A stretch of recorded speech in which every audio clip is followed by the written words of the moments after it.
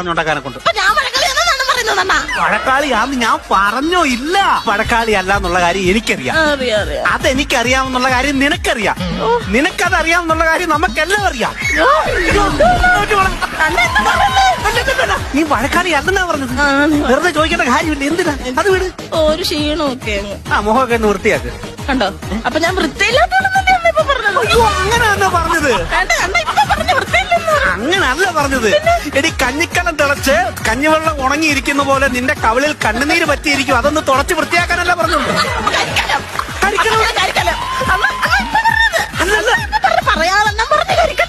കരിക്കണമല്ല. നമ്മുടെ ഇവിടെ ലക്ഷ്മി ദേവിയുടെ ഫോട്ടോ ഇരിക്കത്തില്ലേ, അതിനകത്ത് താഴെ ഒരു പൊൻകുടം ഇരിക്കുന്നില്ലേ, ആ പൊൻകുടം വാങ്ങി. അപ്പൊ ഞാൻ കഴുത്ത് നീണ്ടത്.